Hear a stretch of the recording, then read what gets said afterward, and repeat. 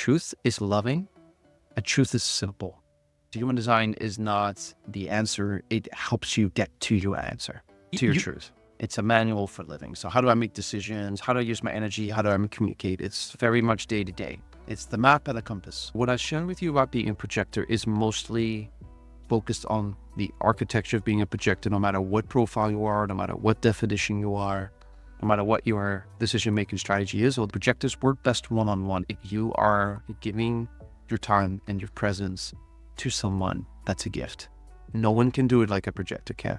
It's quality, not quantity. Be with people that appreciate you not for how much you do, but by what you bring. Your wisdom, your insights, your presence. Those are the things that are important. I've noticed that the less I do, the more I get done. So projectors are advisors, generators are builders. There's a big difference already, right away. We're not here for the doing, we're here for the being. Projectors need to be invited. If you're not invited to speak or share, you will not be heard. And it can be difficult as a projector to not be seen. Compromise is the death of the projector. If you have people in key areas of your life and you don't feel seen and recognized by them as a projector, you will be exhausted. To walk into a room not needing anything from anyone, and that's when you become magnetic. I mean, that people start looking at you and they want to invite you. How you become magnetic? Don't look for validation from other people. I hope that's a helpful advice and encouragement for the projectors out there. Yeah. Oliver, I know that based on your design, you're a And welcome, dear listeners, followers, newbies to the Audio Share Show. And as you have already seen in the intro, we are talking human design for projectors. So I got Diederik Rijkens, I hope I said that name correct, on my podcast after I've searched for several human design specialists, and he has professionally learned about human design to help people privately and in business settings. And he's also a projector as I am, and he also has a line 5. If you don't know what that means, doesn't matter. We are talking a little bit about it in this talk, but we focus basically, as I'm curious how to have a better life as a projector. What is so special about projectors? How are we different to the other designs, and how to be happier in life, more in balance, more in flow, so to speak. As it has happened a lot in the last interviews I had, my guests start to interview me and ask me a lot of questions, but don't mind about that. We're also talking a lot about Diederik's knowledge on especially projectors. So if you're a projector and you know that, so this is definitely a podcast episode for you. If you have no idea what human design or projector is, it's also okay for you. It's kind of like an introduction. Diederik is explaining things about human design, about gene keys as well. It's just a small little detail we talk about, and mostly about projectors. He also goes into a little bit on generators and manifesting generators. So you get a little bit of an idea. Definitely an episode for human design projectors. So I hope you're going to enjoy it. And of course, I don't really want to say it. Like it, subscribe it, share it. You're going to make me so happy. You're going to make yourself happy if you share it with someone that profits from it. Believe me, I always love it if I send a video or podcast or something and people come back to me and say, hey, that was a great conversation or that was great information. So do whatever makes you feel good. And without any further ado, welcome to Diederik Rijkens. Have a great day. I guess we started. There was a red button. Welcome, dear listeners, to another episode of the Oliver Schirach Show. And today I talked to a Dutch person, which is currently in Texas. And you can see that when you're on the video with the orange glasses, right? Orange has to be. And I reached out to Diederik. Don't let me say the after-name. Rijkens or something like that. Rijkens is easy. Rijkens. I'm normally good in languages. And I reached out to you, Diederik, because you're a human design specialist and you're also a projector like me. And I was listening to you and I reached out to several human design specialists and coaches to have a podcast going a little bit deeper. And there we are. You said yes, and we had to postpone several times. You were in Costa Rica, then you were there, and and several different places. And now we managed, and it's going to be interesting to see your story, your knowledge, and the ping-ponging as I usually do. So welcome. Thank you for having me, Oliver. Thank you. Glad to be here. Yeah, and you also have YouTube and a podcast, and you have been on several other podcasts, so for the people. But we will link to all that at the end, so stay with us or just scroll forward. That's what you need. So, Diederik, I listened to a few episodes where you were interviewed, and I listened to some podcast episodes where you were the host. And I've heard a little bit about your story. So you're, let me know, where are you from? Or how do you define yourself? I said Dutch, but I know it's not really how you feel. So how was your upbringing kind of like until now? So why did you end up in human design? Okay. Yeah. Thanks for the open question. That's very much the projector. It's open questions. So my name is Diederik. I go by D as well. As you said, Oliver, at the beginning, before this recording, I was born under a Dutch flag, is how I always say it. So I'm 37 at the moment. My dad worked in oil and gas, and so we traveled every 3 years. We lived in the Netherlands, in France, in Nigeria, in Africa, in Thailand. We lived in United States as well, in Texas specifically. And so by the time I was 18, 19, and I went to go study, I hadn't spent a lot of time in the Netherlands. So I went back to study in the Netherlands.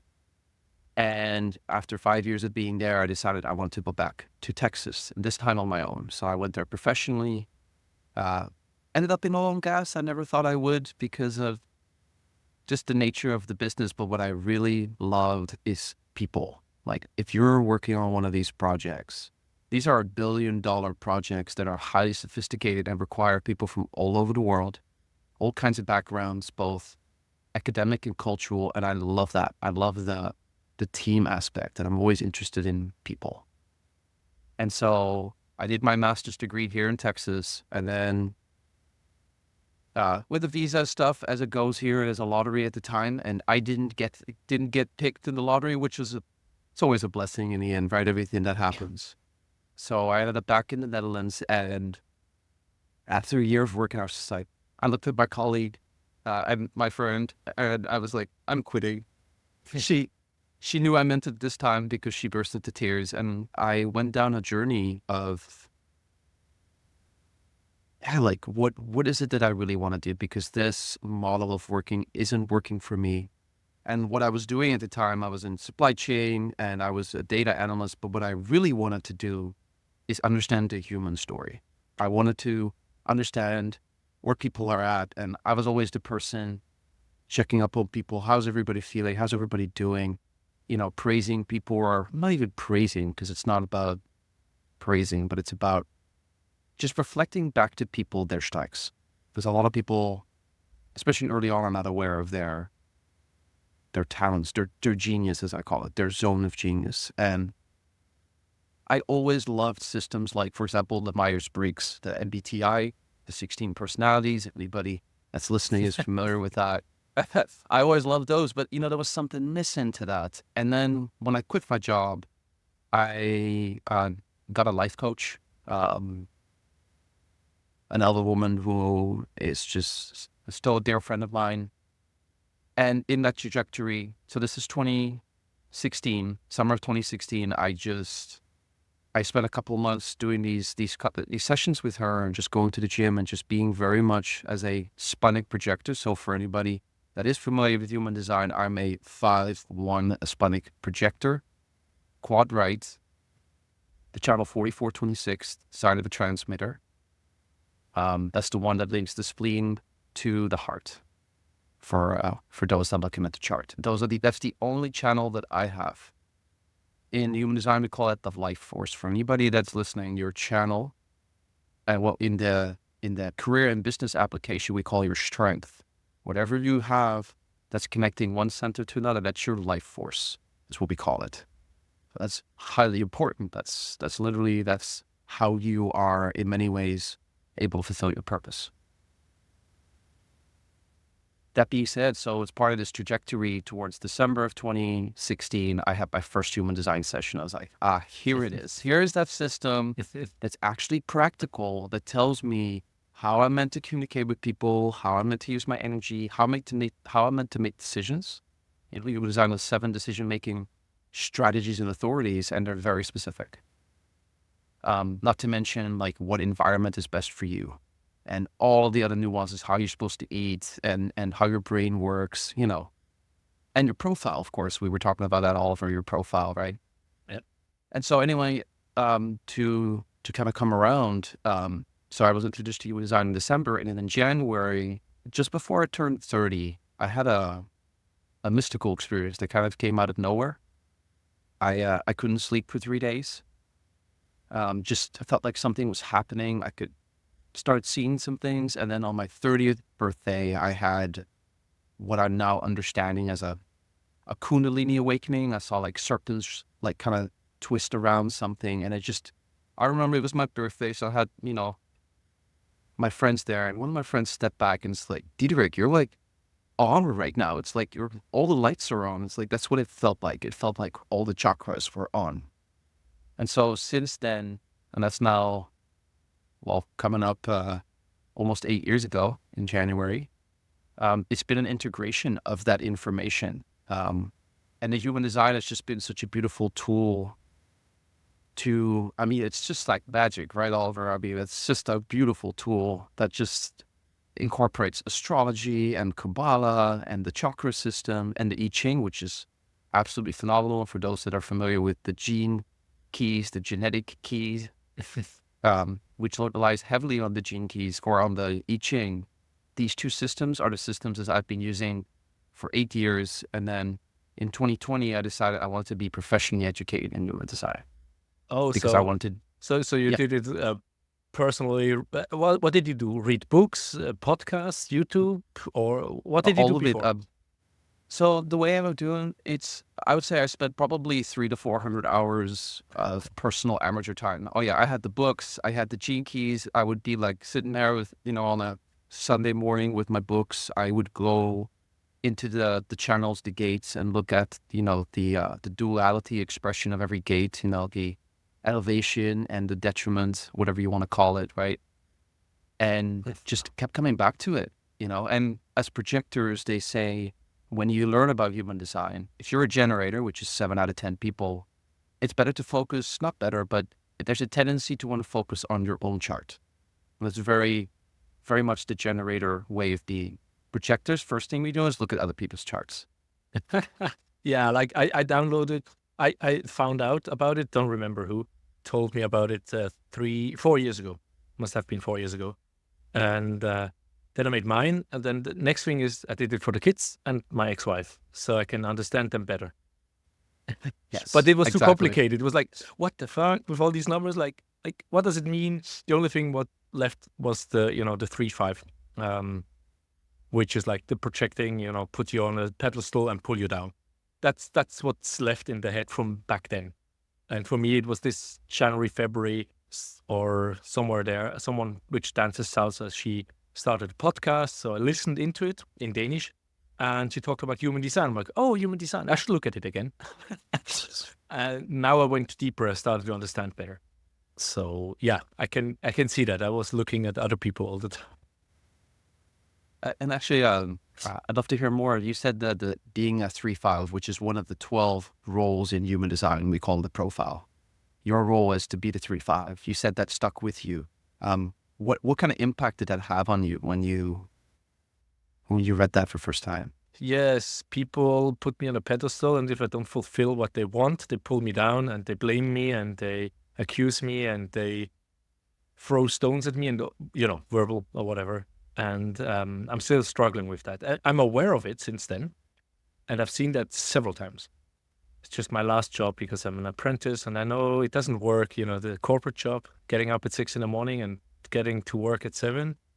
Why the fuck are you late? It's 3 minutes overtime. Like, seriously, 3 minutes? Is that a problem? And then after some time, like, when you come to work, you make too many mistakes. When you were at school, we had less mistakes. Can you show me the mistakes? No, you just make more mistakes than everyone else. I'm like, I cannot focus 7-8 hours a day doing the same thing. And I told them from the start, but they still were charging me according to that. And I could see at the end, I stopped in the summer and then I went to school because I couldn't find another apprenticeship shop. But I could see I was not fulfilling something they wanted, but I don't know what it is. Because they were really pissed at me. And I'm like, I told you from the start, if you want to use me, put me on all the machines, teach me the machines so I can learn them, so I can jump around, I can be the choker, and I can help out wherever it's needed. Don't put me on a machine and let me do the same thing for 3 months. And in the end, I was there for 1 year at the same 2-3 machines. And the guy working there said, yeah, but it's different. It's not like a serial job. I'm like, it's the fucking same thing. No, it's not. I'm like, yeah, but yeah, okay. The parts coming out of the CNC machine are once 10 centimeters wide and once 2 meters wide. That's the difference. And have a different rounding, a different edge. But else it's like, yeah. What can you say, right? So that's the 3-5. For me, it's like, I told them, but still they wanted something from me without saying. I have that feeling, like people don't, or I'm just stupid. I'm not realizing what they want from me. That's of course in this negative self-talk, like, okay, I'm just too stupid. I don't know what they really want from me. And I cannot fulfill it because they communicate it, but I don't understand it. But that's what is stuck with me. And because of this year's with the projector, I listened to the, podcast Human Design for Beginners or something like that. She's very nicely going from step to step, like, what is a projector? What is a generator? What is a 3? What is a 5? What is a 1, right? So she explains step by step. I understood, okay, I'm a projector. Okay, yeah, I know.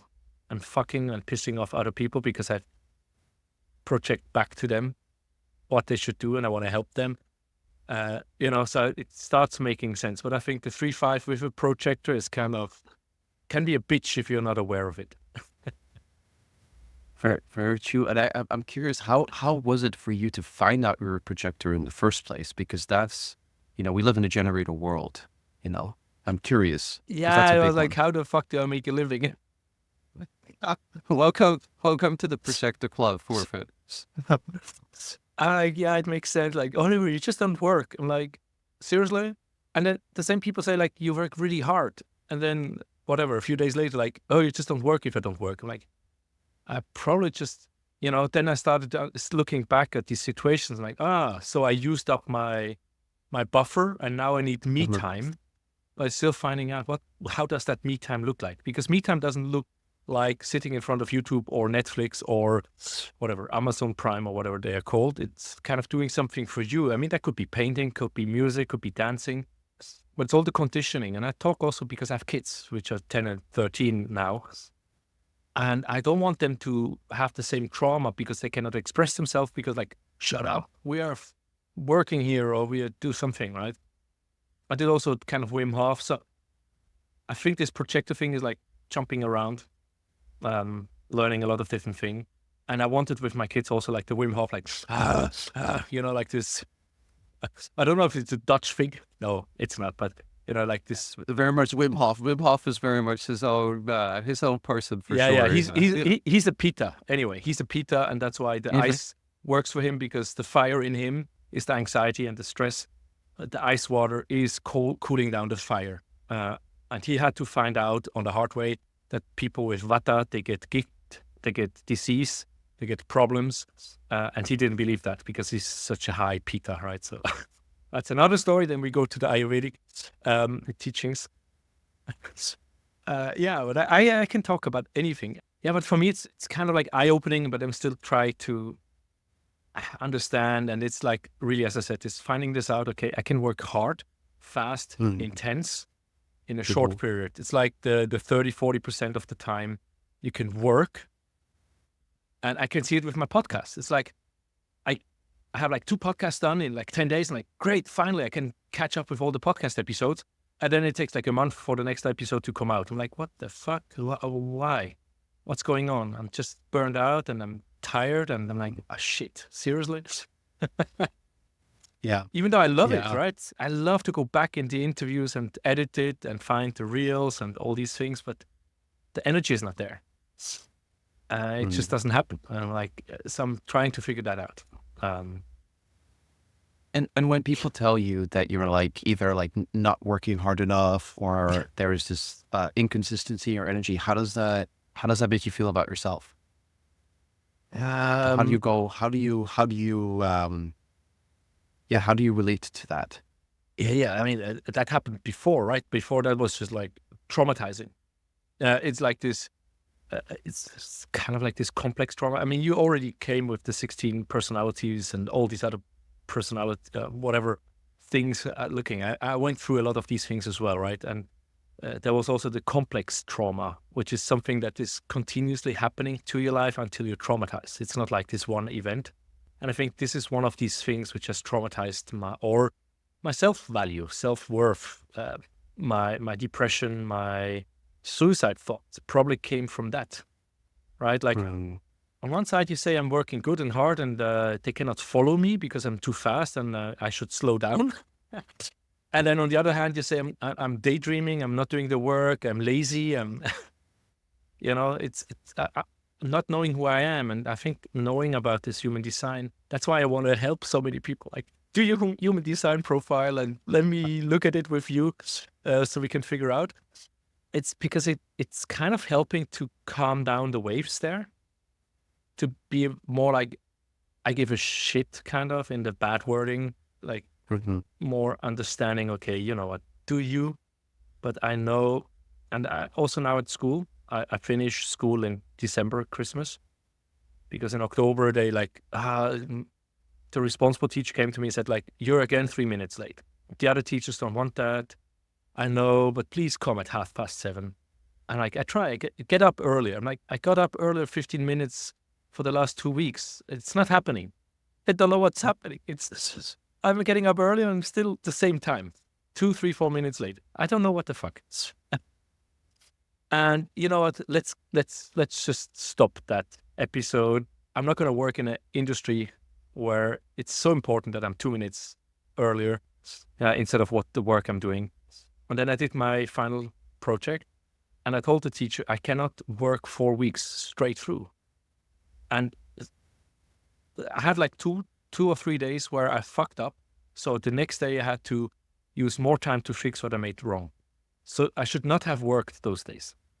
Because then I would have been faster done, or I would be further in the project. And the other teachers around me, Oliver, just focus now. Focus and be efficient. Do just one step ahead and you will move forward. And I'm like, inside me, everything was going against me. Like everything was like, it was like, I just do a step forward. You just move forward, even if it's slow, but tomorrow you're a step further. No, I had to fix and use 45 minutes, 1 hour to fix what I fucked up the day before because I tried to move forward. I finished last week. I didn't finish, obviously, because I'm slow. But it's kind of an eye opener. So yeah. How was it for you? I mean, I interview you, now you start to interview me. Yeah, it's the projector in me because, you know, in many ways too, it's like, you know, looking to connect with you and your audience as well. If you are a generator, so that's 7 out of 10 people, it's about quantity. When you're projected, it's about quality. And I'm not saying that generators don't bring quality or that quality isn't important, but if you're a generator and you're doing what you love and you're looking to make more money, for example, your solution can be to just work more.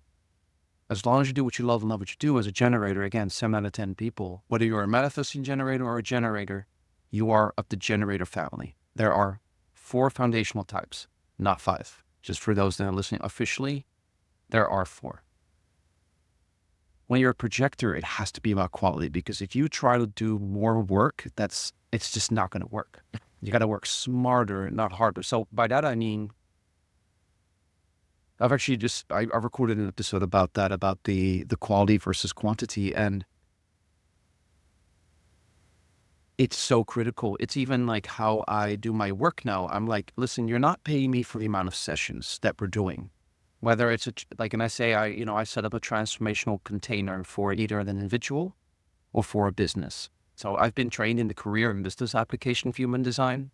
So as I work with clients, I say, listen, the money that you're paying is one, the amount you want to invest in yourself and the outcome you're looking for, how much you trust me, and how much you have available to you right now in your budget. You are then, you're paying for all of that. So in, let's say, a 6-month transformation, it's not like, oh, I'm going to do this many sessions. I'm like, we're going to flow. Because the truth is, I can do 5 sessions that are planned, but that one session at the right time with the right person can shift that person. And so that's what I say, instead of charging $100 per session and charging having 5 sessions, and that's $500 or euros or kronen, I said, let's do one session that's $500. That one session at $500 can be worth more than 5 sessions at $100. And so that's my invitation to the projectors out there. If you're new to human design, you find out you're a projector, or you have someone in your family that's a projector, it's huge, because especially with your design, Oliver, because I look at your design, we have motors in human design. These are engines. There's the emotional engine, there's the adrenal engine, the sacral engine, and the heart engine. This is your heart center, your solar plexus, your sacral, and your glutes. These are motors. Some people have all 4. If you have a sacral, you are by definition a generator. That's what makes you one. You, Oliver, have none of those 4, which means that your energy is going to be even more sensitive to the energy of others, and it's going to be more inconsistent. For example, having a heart center, mine goes like a pulse. So I've got a lot of energy, and I can go for like a week and a half or make things work, and then all of a sudden, it's downbeat. And now I'm like, shit, I got no energy, and I have all these plans and all these things I want to do. And just like with your story with the work, it's like, I'm splenic too, so both of us are splenic authority. In human design, we have an authority that tells us what's healthy and where to go and what decisions to make. And my spleen was telling me, D, you need to relax right now. You need to not do. You resting right now is the best thing you can do for the work that you're doing. And you were getting the same cue from your body, your spleen, your instincts were telling you, yo, this is not the time. Yeah, stay home, call in sick or something like that. 100%, like get the sleep. And because projectors are designed to be the leaders of the future, sometimes to be the best leader is not to do more work, it's actually to get more sleep. So when you're a projector, you're tired, it's like the best thing you can do for your family, for your friends, for your colleagues, for your community, and for yourself is to get more sleep. So they say on average, a projector has about 4 hours of work in a day. And we get a lot done, huh? Like that's the whole thing. We get a lot done in those 4 if we focus as projectors. Sometimes as much as someone else does in a full 8 hours. That's just the nature of it. So what you were saying too, like, we're here to lead and guide the process as projectors. That's what we're designed to do. We're not here for the doing. We're here for the being. We're here for being the guide, the advisor. In human design, we call it a projector. In the business and career application, we call that the BG5, the Business Institute. We call that an advisor. So projectors are advisors. Generators are builders. There's a big difference already, right away. A builder or an advisor. I'm not here to build. I'm here to advise. So one example, I'm working right now with 2 guys. We have a men's work organization. So we create a space for men to come together to talk about things that are specific to men. And really what it is to be a better son, brother, father, husband. All the things that men are. And, we're in a time where a lot of women are gathering together, which is beautiful. And now men are starting to gather too. And, we're doing a lot of creative work together. We're also doing a retreat together in Costa Rica. And they are both generators. And we had this beautiful conversation actually earlier this week where they're just like, my friend Daniel was talking to me, my friends Daniel and Jake. And Daniel goes, D, it's hard to quantify what you do and what you bring to this organization, what you bring to Los Hermanitos is what we're called, Los Hermanitos, little brothers in Spanish, or the little brothers. And they're like, but your energy and the way that you ask questions and the way that you make sure that we're always doing what we love and loving what we do. And if there's something we don't love, you help us figure that out. And I always ask the question, as a generator, again, 7 out of 10 people, if you're doing what you love and love what you do, you have sustainable energy to keep doing that. If there's something you don't love, it drains you. And it's easy. Your body just is excited about it or it's not. It's just that simple. So it's basically the hell yes. I mean, I don't remember who is the author. Yes. I went down the podcast, was some German photography, and then it was Tim Ferriss. And he, like the first 2-3 years, I was one of the first 20,000 listeners. So he wasn't that big when I started listening to him. But there was also one of the guests, he said, hell yes. And he's not doing anything else if it's not a hell yes. And I tried to do that, and it doesn't really work. No. Well, it's because that's a generator thing. Because the generators, they're designed to respond to yeses and nos. That's their sequel, their motor, like going back to the motors, right? Their motor responds to yeses and nos. It gives a yes. If I'm a generator, it says, yes, Diederik, there's energy to commit to this interaction, or there's an energy to commit to this job or this project or this vacation trip, or it's a no. And I know they say it's either, if it's not a hell yes or an F yes, it's an F no. But I actually, when I talk to my corporate clients, I always say there's 4. There is the hell yes, the yes, the no, and the hell no. I said, well, if we're looking at your job and what you're doing in your day-to-day job, whatever is a hell no, let's get rid of those right away. The no's, can we turn a no into a yes? No? Okay, let's get rid of that too. Can we turn a yes into a hell yes? Actually, yeah, we can. Okay, well, what is there something specific you would need to change to get it from a yes to a hell yes? Yes, there is. Can you tell me what that is? And they tell me. And again, what I'm speaking to is you have to ask yes and no questions for the most part to generators. And what's with the manifesting generators? Is that the same? It's the same. So it's the same. It doesn't matter. Yeah, generator or manifesting generator. It's a give options. Do we stay home? Do we go out? Yes. Do we go out with several people or just us two? Yes. Do we go in a restaurant or in a bar? Exactly. Options is great. They say with generators, if you're giving them options, it's better to give them one option. Like if you're asking them questions, ask one question at a time. When you're talking to a manifesting generator, you can sometimes ask 2 or 3 questions at the same time. It's because that so again, in the BG5, we call them builders. Generators are classic builders. That's what they call them, classic builders. Manifesting generators are express builders. Now, both builders, one is express and one's classic. Now, what the heck does that mean?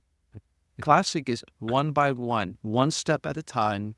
Let me master this.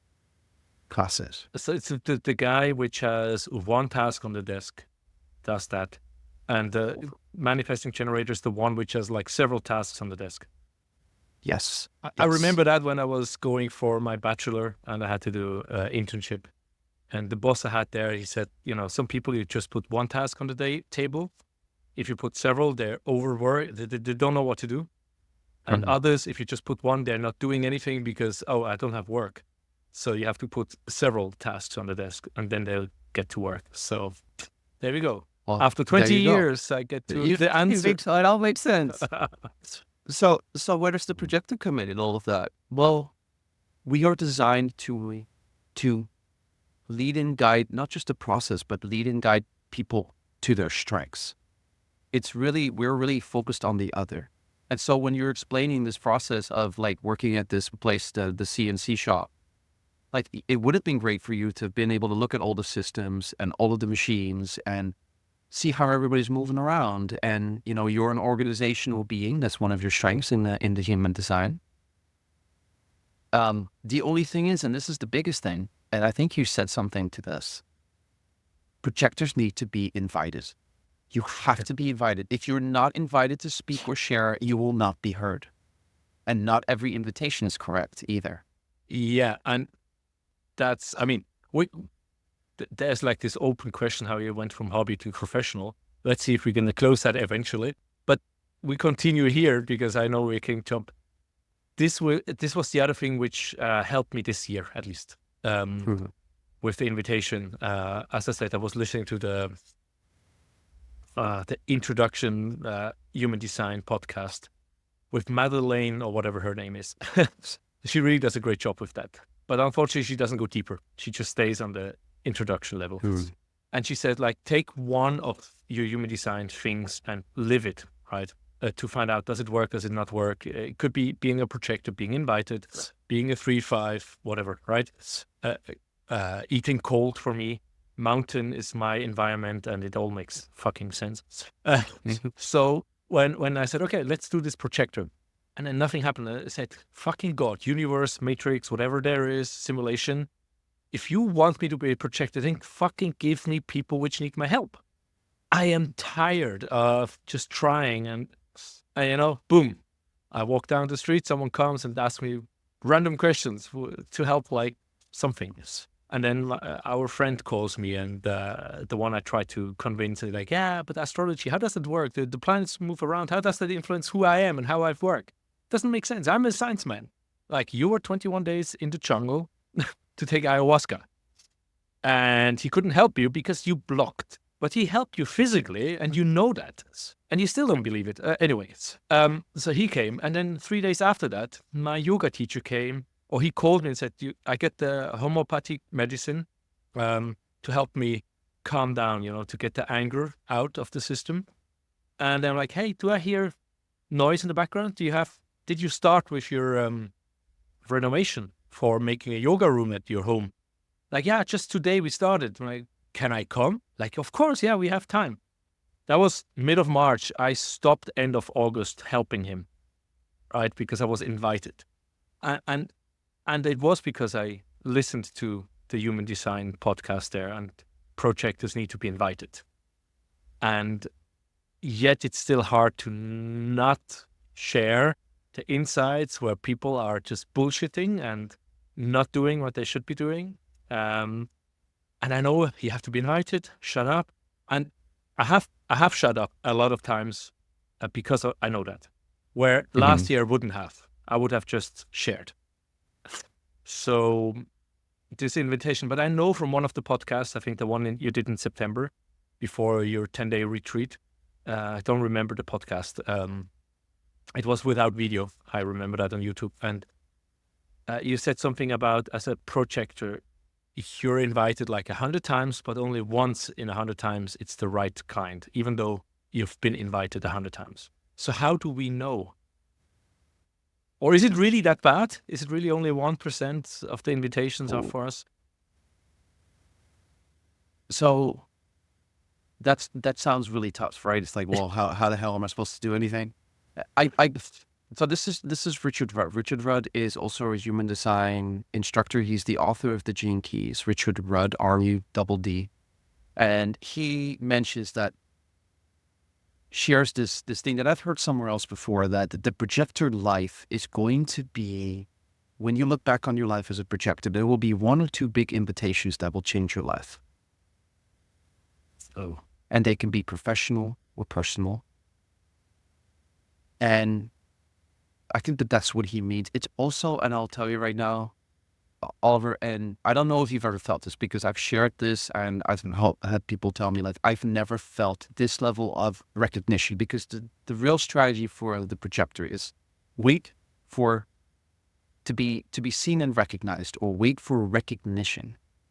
Wait for recognition. And recognition is you're recognized, you're seen. Like, people are not, it's almost like people put masks on you. They project onto you, especially with a line 5. A line 5 is a karmic projection field. Karmic also because it's transpersonal. So there is something karmic about it. So you're going to attract people, for the most part, that you have some kind of karmic relationship with, but they're going to project onto you that you have a practical solution. I'm also a 5. We're about practicality. You get your practical solutions from your lived experience, from what does and doesn't work. That's the 3. The 3 is you find out what does and doesn't work. And from an experiential wisdom, you can help people when they invite me to help them. I'm a 5-1, meaning I do research And for my research and investigation, I'm able to give practical solutions. Yeah, like the Right? books, right? As you shared before, you had books left and right, Jinkies, Human Design. Right. But I also have, funny enough, if I look at my gates, even though I'm a 5'1", I have a lot of line 3s. I have a lot of that you have gates and lines. So I have a lot of 3s. 60-70% of my gate are 3s. Yeah. I don't have yes. the. I made the calculation. I went through because of Jinkies, and what was it, like 3s and 5? Was it 3s and 5 or 3s and 6? 3s and 6 or something like that. I think 3s and 6 are the most. Even though I'm a 3-5, I have 3s and 6 as the highest amount. Like 80-90% of all the gates are there. But the 5 is in the top, in the first 4, I think, right? In the top ones, in the strongest gates, where I have the 5 and the 3. I have 1. Yeah, I and don't really have. No, 2. I don't have. I think. Yeah, whatever. I have 1, 2, and 1, 4, or something like that. So for anybody listening, everybody has 26 activations. You have 13 conscious and 13 unconscious, and these qualities. For example, the 1 is about establishing a foundation. The 2 is about being a natural with that foundation. So the 1 discovers fire. The 2 just understands fire and is playing with fire. The 3 is just trying all kinds of things with fire. And sometimes something works. I'm like, oh my God, we can cook food with this. And the other one is, you don't want to put your hand in it, And then the 4 takes this and shares it with the network. Like, oh my God, guys, I've got this thing I want to share with you. The 5 is all about, like, what can we practically do with this? Like, what is worth using this for? And what's useful and what's not with fire? The 4 is just sharing the fire. Like, look at this fire stuff. And then the 6 can understand what fire is all about, because the 6 holds the other 5 lines. So they're the leader in it, kind of like have this trust and objective knowing about fire. So I'm looking at your stats right now. You only have, of the 26, you only have 1 as a first quality, or a 1 line, and 1 in the 4 quality. Exactly what I remember. Yeah, but you have 10 in the 3, 9 in the 6, and only 3 in the 5. So you have a lot of 6 in you. And the 6? A lot of 6. Wasn't the 6 also the first 36 years of your life is kind of like a 3? So you learn by experiencing and failing. That's what I remember. A 3 is learning by failure, like trying out and not being afraid of failing. That's what I read somewhere or heard somewhere. And the 6 is the teacher, but it's kind of like coming in phases. Only like in your 50s, you're basically able to share what you've learned. Is that kind of right, as I learned that? Yeah. And that usually has more to do with having a line 6 in your profile. So again, there's 6 profiles of human design, and there's a couple that have 6s in it. There's 6-2, 4-6, 3-6. And all of those have 3 stages of life. So indeed, 0 to 30, it is all about just like being a line 3, trying everything, being, going to parties and raving and doing all that. And then as soon as you get to 29, 30, from 30 to 50, you're in the second stage of your life. And this is where you kind of pull back a little bit.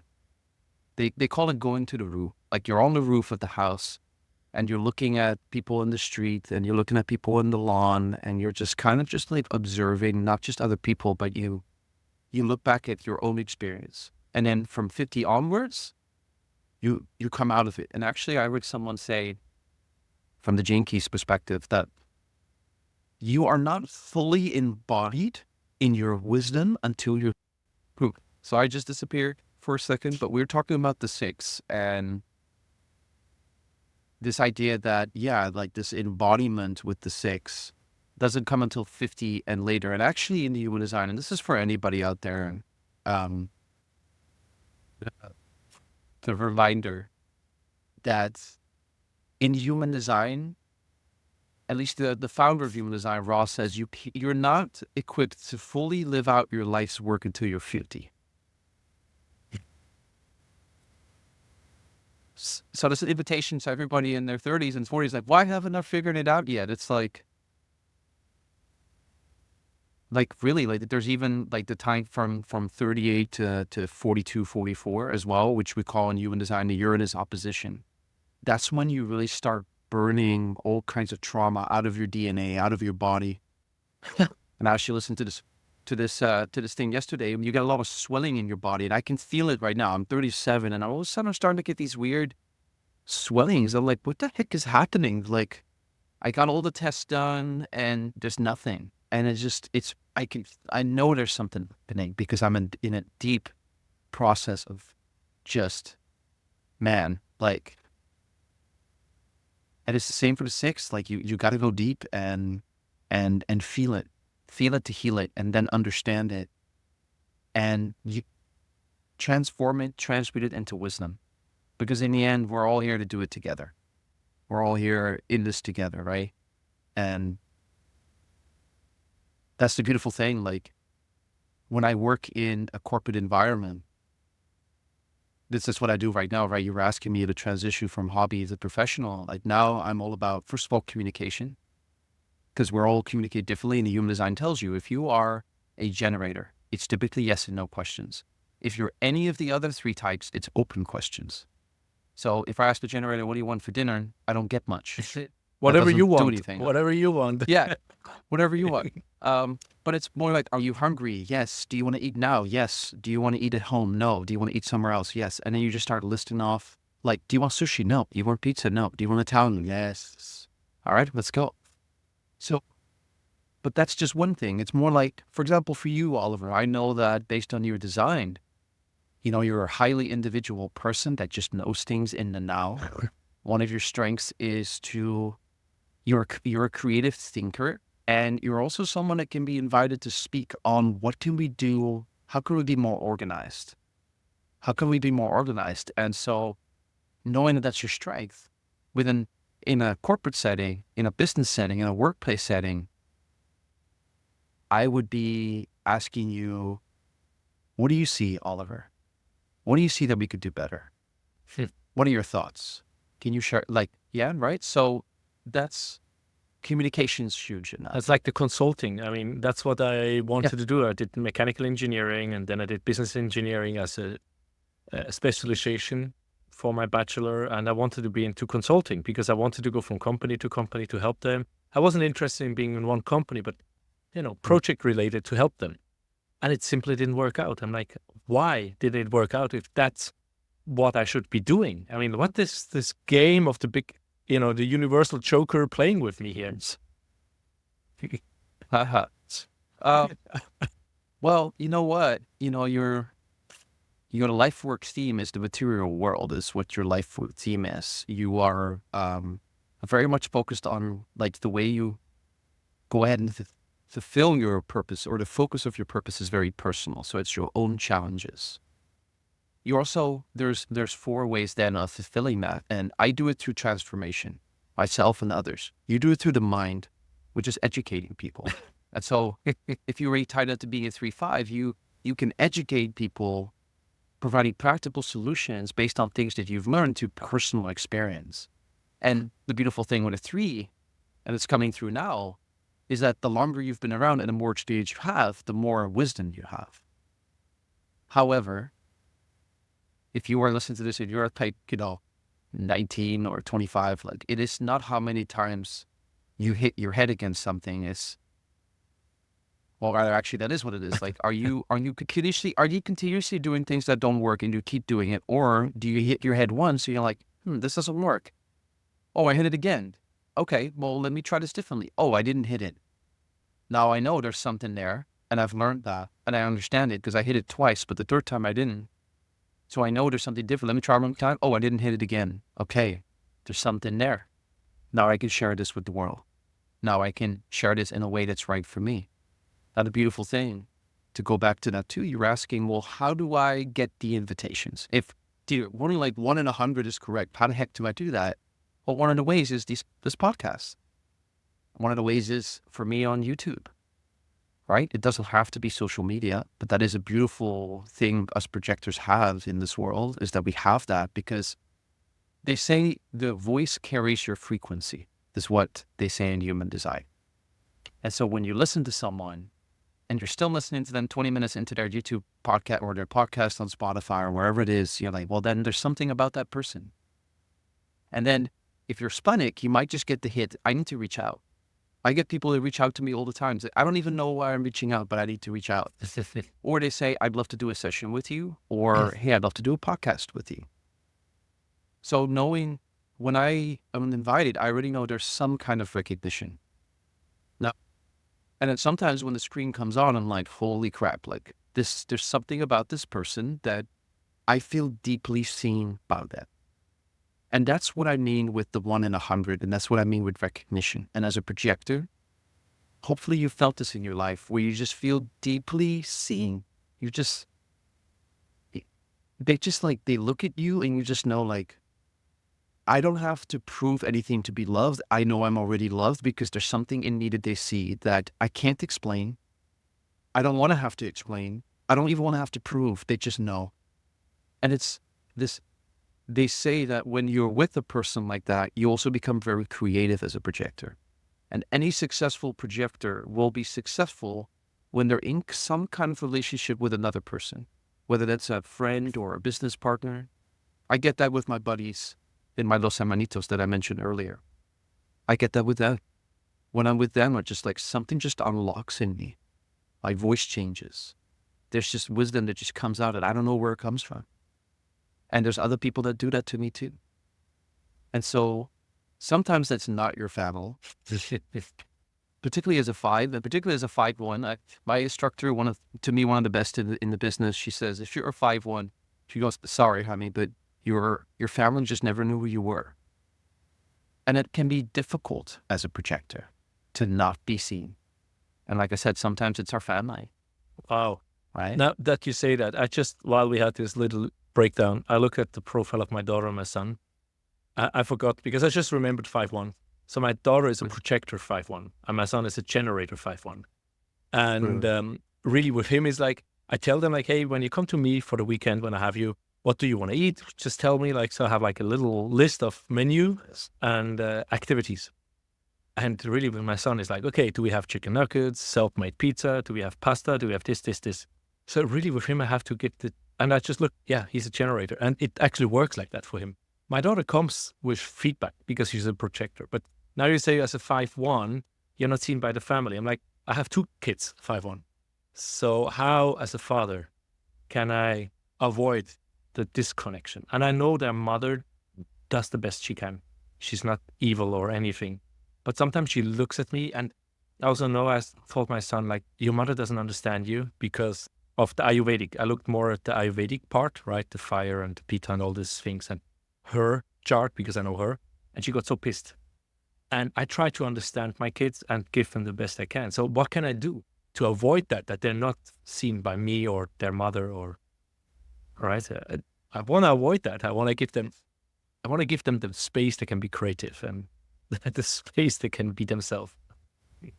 Paul, I heard the change in your voice when you talk about your kids and wanting to be able to provide practical support.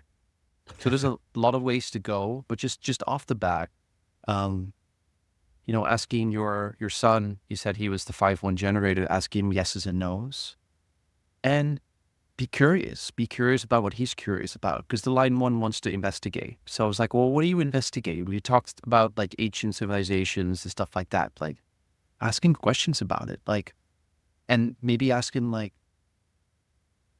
how that can be used practically, or just be curious about his interests. Encourage him to investigate and research, not because it needs to necessarily lead to anything practical, but if he's interested in that, there must be a reason for it. And maybe that reason will show itself later. And say it goes for your daughter. Yeah. Sorry, go ahead, Jim. It's exactly what I do with my son. It's like when I have him, I try to ask him, why do you play Minecraft? And what do you want to do here? And what is this? And, I try to ask. And my daughter's like, you ask so many questions. Well, that is the projector superpower after all. It's funny, your daughter says that.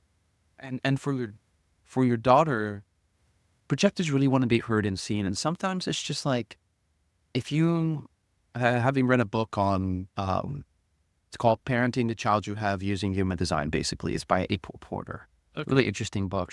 She's great because she gives a lot of practical, like the different combinations of parent and child and the different centers they have defined and the different roles. It's really an interesting book. And one of the things she says is like, yeah, if you ask a projector just even 10 minutes a day, how was your day? Open questions. What's on your mind right now? We always say, what's alive for you right now? What's alive for you? And then just listen, just hold space and be present. And that's another thing about being a projector. We talked about quality versus quantity. It's also presence. As a presence, you bring structure. In an organization, you bring structure just by being there. But you do the same when you're seen by a projector, because our auras are designed to absorb other people's auras or their energy and penetrate into their aura. And so when we do that, people feel deeply seen. Like being seen by a projector is a gift. Any projector out there, it's a gift. If you are giving your time and your presence to someone, that's a gift. And so that's a gift you can give your daughter all the time. Yeah, it's going both ways, I guess. Because she's been giving me advice at 10 years old. I'm like, how do you know these things? Like 10 years old. Right? So it makes sense, right? As a projector. And when you said presence and quality are like the gifts a projector brings. And yeah, people tell me I'm talking too much, I'm over talking. So communication is silence and giving space and talking. And so for me, the podcast is basically breaking the barrier of always talking. Yeah, basically having kind of like turning the switch and listening to my guests. And it must be a trauma from not being seen, just oversharing and trying to be valuable. That's why I share more, all the knowledge I have, I just share it so I see myself being valuable in the world, I guess, looking at that. But I'm not sure if it is. So you said presence and quality. And I was thinking of Eckhart Tolle. He's like so known in the modern world of, basically Buddha did the same. Jesus probably did the same, but he's just present. Is he a projector in your eyes when you look at him, when you see his teachings? Well, funny enough, they say that, human design is very mechanical. It's actually a very mechanical system. It's just you have to be okay with the time, date, and place of birth of the stars. But to answer that question, projectors didn't come around until 1781. Before that, there were no projectors. So, however, I think presence is a universal quality. It's just that the projector is the energetic architecture, which is the types. The types is just what is your energetic architecture, your electromagnetic architecture. It's going to be different. And the projector is wired, designed for the purpose of being very present with someone, being able to penetrate their aura and be able to feel where the energy is flowing and where it's not flowing. So by being present, you already kind of make that flow happen. And then if you ask questions, which is the superpower of the projector, the right question at the right time can move someone. It can help them shift into a new level of understanding. And that's another thing. Projectors work best one-on-one. That's another really big thing for you too. Because as Lavina Archers, my instructor, and I love her. She's on YouTube under Lavina Archers or on Lavina Lovick. She always says that because we mechanically take in auras as a projector, if you're with one other person, you know exactly whose aura you're taking in. But as soon as another person comes in, and now there's three of you, you don't know whose aura you're taking in. Are you taking in the person on your left or your right? And one is you. Whereas when it's just you and one other person, you know your energy and you can feel the other person's energy. So projectors are really good one-on-one. We thrive one-on-one for that reason. And by that I mean in person. This only counts if you're physically present with them. Online, I'm in my own aura right now, and you're in aura with your kids, I believe. They're That's probably my daughter. close enough. Your daughter. And my son. but then I have like people around me. I'm in an apartment. But I was thinking of another situation. End 19, I went to how is it called again? Just like a group talk with the hot chair. What was it called? Like networking, whatever. And Right. we were like 5 or 6 people in a circle, and there were another 5, 6 people. I don't remember if it was 2 or 3 circles. So 12 to 18 people were there. And so we were sharing, and there were 2 people, and I was just sharing. I don't know, just sharing with them. And the guy or the girl, which should make sure that we're not overstepping in the time, she had to hold me back. And they're like, Oliver, this isn't okay. You were sharing too much. And then when everything was separated, these 2 women came to me and said, thank you so much for what you shared with us. This was very important. And you didn't overshare. It was exactly what we needed to hear. So that just came up when you said one-on-one, but we were in a small group. And yet the questions they had, these 2 people, I could just give them the right answer. For the others, it was annoying. It was an annoying answer. It was too long. It was off topic. But for these 2, when they had the question, it was spot on. So how is that working? So that's a really good question. These are the kind of questions I ask too, right? Because I also do work in groups sometimes, right? And I sit in circles. One big thing is if you're not, first of all, when you don't look for validation from other people, it's already a very different experience. Actually, you become more magnetic when we do that. That's the general rule of a projector. In fact, Richard Rudd says if there's one advice, and I've shared it in my videos, if there's one advice for projectors to walk into a room not needing anything from anyone, and that's when you become magnetic. And by magnetic, I mean that people start looking at you and they want to invite you. And it's something you can't fake. Also, when you're in this example of these conversations, you're an active part of the conversation. Something's expected of you. Whereas when you're in a group like that and you're being asked to share, you're just being asked to share. You're not being asked to lead and guide the other 2 people in conversation. It's just that. I've also noticed that this is kind of how I see it. When I'm talking to a group, I treat the group as one person. So if I'm standing in front of them, if giving a presentation or whatever, I just see it as one big person. So there's a little bit of distance. And I'm curious to the other human design professional out there, or someone that's read deeply or just has an intuitive insight on it. I'm curious to hear more about that, because that's a very good question. I've thought about that a lot as well. Yeah, but this is what came in. As you said, exactly when you said it's a one-on-one thing, I had the thought in my head to ask you. And you just, Yes. like, not even a second later, you just mentioned it. I was like, it's funny because it works like that in my podcast episodes. I have like a question and the guest is answering it before I can ask it. So then the question for me is like how to be magnetic, because I realized a few things when you're frustrated, etc., and you want to have more people inviting you. So what is a good advice for a projector to actually be more invited, or what is a sign that you're actually invited to actually, when you're new in human design, you realize, okay, I'm a projector. I don't know what profile 1442, whatever. What can you do personally to be more invited and to feel this success? I think it is the feeling we should feel, that we are going the right path. That's a very good question, and I'm glad you asked that for any projector out there. So there's a couple of things that come up. The first thing is, and this is something that Richard Rudd talks about, he says, recognition is the invitation. And the next thing is go to where the invitations already are. In other words, in your whole life, whether it's people at school or at work or your friends or your family, go to the people and spend time with the people where you feel recognized. And recognition is a feeling, like it feels safe. And also, it's not draining to be with them. Because there need a lot of people that are really nice, they're perfectly nice, but when you're with them in aura, it exhausts you, it drains you. It's because they don't recognize you. And they say, when you compromise on that, Richard Rudd says, compromise is the death of the projector, because if you have people in key areas of your life, whether they're your manager or your partner or your roommate, and you don't feel seen and recognized by them as a projector, you will be exhausted. Exhaustion is a running theme for the projector.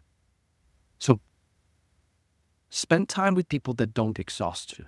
Spend time with people like when you're with them, you don't know why, but you're just kind of just like, no. And it's not just like your body energy, because sometimes being with a generator as a projector, we take in their energy and we amplify it. Yeah. But we can only do that for so long because our systems are not meant for that. It's like, imagine a lamp and you just run a whole bunch of energy through it and it's just like sparking like crazy. It's really bright. It can't do that for very long. But when you're with the right people, even when they're generators, there's just this, it just feels like you're like a kid again and you're safe. There's a safety that comes. You feel safe. So number one, when you find out you're a projector, look at the people in your life that recognize you.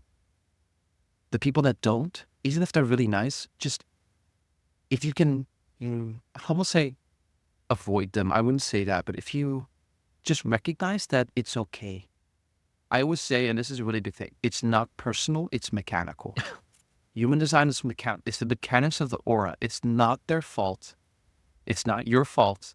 There's nothing wrong with them. They didn't do anything wrong. Neither did you. It's just sometimes it just doesn't match, and that's okay. So that's number one, to recognize that. Two, quality, not quantity. Sometimes it's just good to hang out with a few people.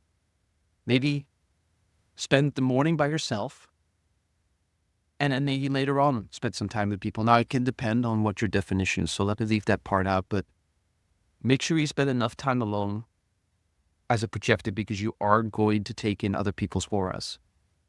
So being by yourself, you can dispel those auras. It helps a lot.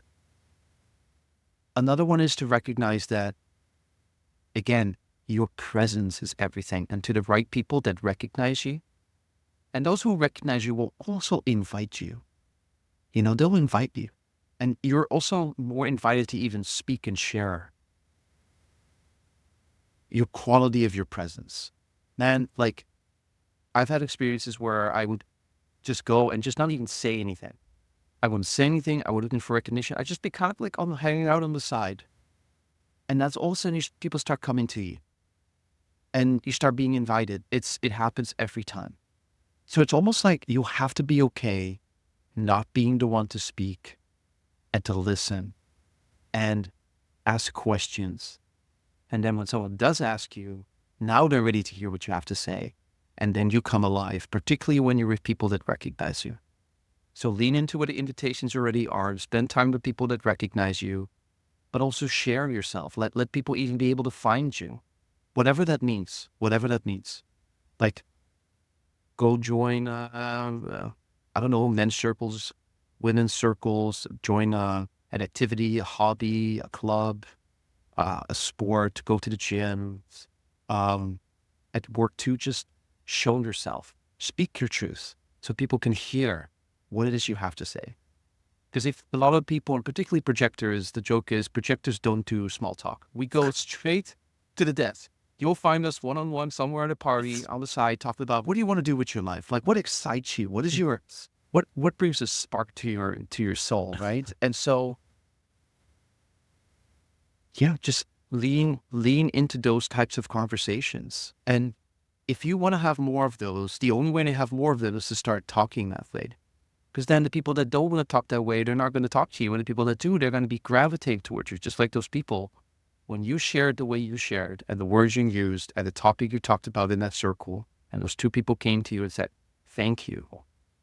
They say thank you. They say thank you for speaking that language. We wanted to hear that. We needed to hear that. Exactly. So these are a few things. And no, again, another thing, just to as a reminder, quality, not quantity. If you try to keep up with the generators of the world, and most people are generators, again, 7 out of 10 people are going to be generators, it's not a winning strategy. So be with people that appreciate you not for how much you do, but by what you bring, your wisdom, your insights, your presence. Those are the things that are important. And then as a projector, you start appreciating. And the funny thing is, I'll tell you one more thing. For anybody who's a projector that's struggling, and we always make jokes and all that, if you ask a projector, do you want to be a generator? Every projector will tell you, no, I like being a projector because it's special. Again, the gift of our presence, the gift of what we see when we're with someone or when we're with people is magic. No one can do it like a projector can. So with that, I hope that's a helpful advice and encouragement for the projectors out there. Yeah, definitely. What I also realized now, also looking at the Ayurvedic and whatever, all these different from depression to expression talks I had, and all these things. It's when you do more of the thing you love, or take, as you say, take time off. And it's hard for me because I feel lonely a lot of time because I'm alone home. So I want to be with people.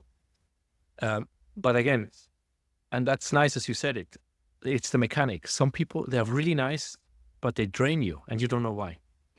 And I can feel that I'm around really nice people, and I'm not going to share where, but I'm drained and I don't want to go there anymore. And I'm like, what the fuck? These are nice people and I like the activity, but I'm just so tired. Now I don't know from the Ayurvedic yoga I'm doing, it could also be traumas you need to release, right? Which drain you. It's kind of like the reflection towards you. So it could also be some part there, right? Yeah. So that it's something you need to release, something you hold on, some conditioning through life. And but what I realized is when I have a good day, like I feel good, I vibrate. And I always say like vibration sounds so spiritual and so new agey. Yeah, but how do you want to explain it when you have like this good feeling inside you? Your heart, your chest, it's kind of like light. It's vibrating. You're just happy. You go out and then just people start talking to you. They just come to you and like, okay, what's going on? Like, why are people just talking to me? But when I'm really low, no one will reach me. They will avoid me. They will go far off.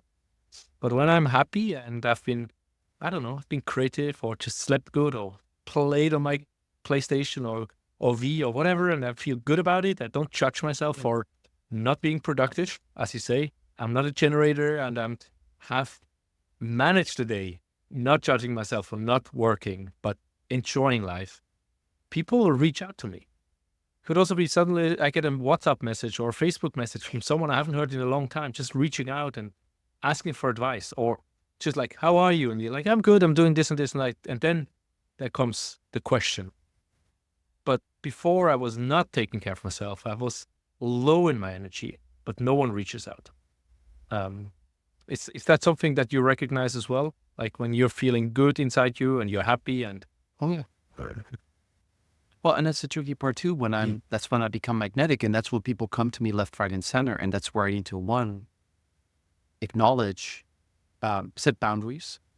It's really important to set boundaries. So, because what can happen is that there's cycles of like coming up, and then everybody wants your attention, and then all your energy, and you give it all away, and then you're shit, I've got nothing left in my cup, and then it crashes down again, and then there's a bitterness. Yes. Right? The resentment towards yourself. First and foremost, you said, what's wrong? What did I do wrong?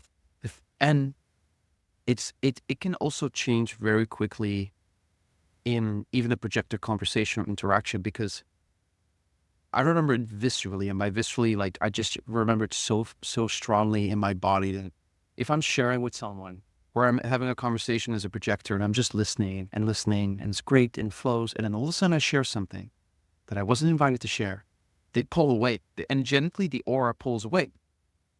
Yes, so you know that feeling. Oh yeah. Shit. That gives me goosebumps. Yeah. So that's a projector thing. So any projector, that's because you weren't invited.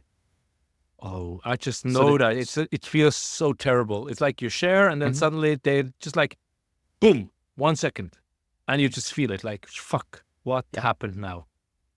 And they just walk away, and they find reasons for not talking to you. Or, I have to go in the bathroom. Whatever it is. And you just feel terrible inside you. And you don't know what's happening. It's kind of like this weird feeling. Even though we are not feeling according to human design, right?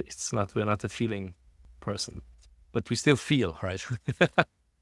Yeah. I mean, it's a physical sensation in the body too, right? It's an auric sensation. Yeah, exactly. So that's just knowing that when that happens, that's just because you shared when you weren't invited to share on whatever it is you shared. So just something to keep in mind, and just know that it's also okay. It's okay, right? And that feeling, just sit with it and let it go away. But in that conversation itself, sometimes it's not really salvageable, but sometimes you can also just say, oh, sorry, I didn't mean to just like share like that. You can sometimes just by being vulnerable, you can bring the energy back. And that's another distinction you made. Some people drain you not because they're not draining because they're not a match. It's maybe because you're feeling like you're being someone that's not you. Maybe you're just holding something back. I say you, me, I have that sometimes. I'm like, am I being my authentic self right now? Am I being authentic in my expression, or am I just trying to be someone because I think that's who they want me to be? And that, of course, is exhausting. Yeah, that's however, right. Yeah. It's kind of the shadow work, right? And so we have to be careful. Yes. I mean, we're talking about the perfect world where you don't have any shadows, blah, blah, blah, blah. But we all have also our shadows which hold us back. And as you say, being authentic, this doesn't mean that we do it on purpose. We probably have learned to shut up, not dance, not do music, not want to express in a certain way. And now we don't do it. Now we are 46 like I am. And you're just tired and you're like, what is going on? But the more you're aware of it, the more you feel it like, oh, it's the same situation like the last 2 times. And now you really realize, okay, it's a setup like this and this and this. These are like the cornerstones in the setup, and I feel tired. What's going on? And then you can work on the shadow, or you can work on the trauma. You can work on the false identity, or whatever you want to call it. Right. And human design is, that's the thing too. Like, human design talks about conditioning. It's like, as a reminder, as a beautiful post, it's like most of the conditioning is from yourself to yourself. Yeah. Right? It's not from other people. It's really from yourself to yourself. So there's a lot of different things that come into play. Being a projector. It's really a different. We are here also to show a different way of being in the world, of doing work, of being a parent. So yeah, it's and that we haven't even touched on being a sphenic authority, but there's just, there's so much. You also said, I like being around people. You're a split definitions, want to be around other people to feel whole. So there's all these other nuances. However, what I've shown with you about being a projector is mostly just focused on the architecture of being a projector, no matter what profile you are, no matter what definition you are, no matter what your decision-making strategy is, although there are some that are even more sensitive to people and environments. So yes, how you become magnetic. Don't look for validation from other people. It's a very simple example. If I'm just reading a book and I'm genuinely reading this book and I'm in a park somewhere, I might attract attention. It's like, what is that person doing that they're so deep in their book? Like, what are they reading? I wonder what they're doing. Versus, guys, look what I'm reading. Look what I'm reading, guys. Let me tell you about this book. It just, you feel the difference in the energy, right? And so that's an example of what makes you magnetic. Asking questions, being one-on-one with the right people, giving yourself time to rest. And again, knowing that it's not how much you're doing, it's the quality of your presence. In fact, I've noticed that the less I do, the more I get done. Yeah. Try that. That's unconditioning as well from our world. It's less doing, more being. And it's really hard. It's like this. Yeah. Like, yeah, you have to do, and did you do this? As I already shared, right? It's like in my head, it's like, I have to do more. I have to crunch all the podcast episodes I have, and I want to help the people which were on my podcasts to make them shine and whatever, right? Shine the light on them, not on me. And I had a few questions here, but I think you answered them throughout.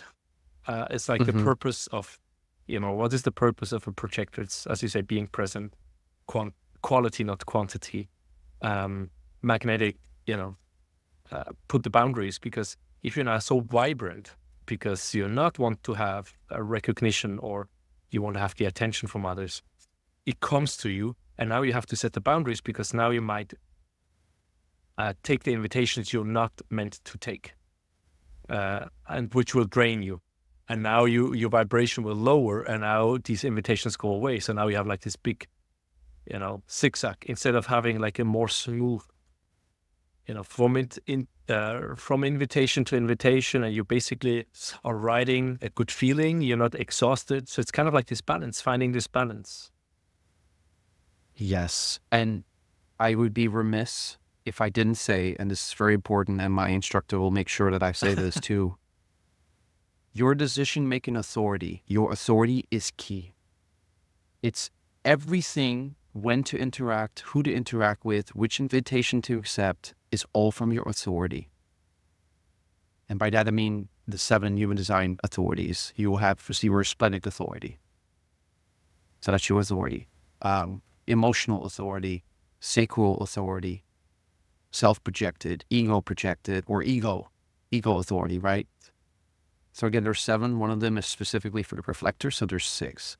Projectors have 5 different ones they could have. Okay. Generators only have 2, right? So as an example. So that is really going to be, if you're deconditioning and if you're trying to figure out what's healthy for me, where should I go, when should I show myself to the world, look to your authority. So that's your compass. So which 5 can projectors have if we keep it around projectors, right?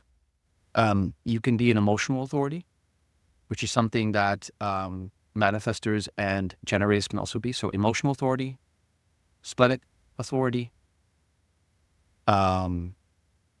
ego authority. You can be a self-projected, and you could be a mental projector. Okay.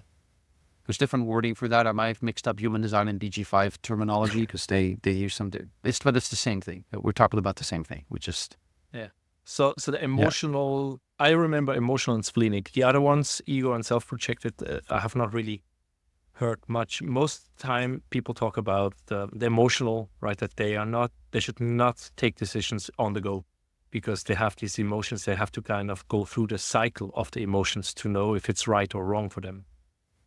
And the splenic is like this little voice, this goddamn little voice. I hate it. It's there. I like, seriously? Should I like give up my apartment?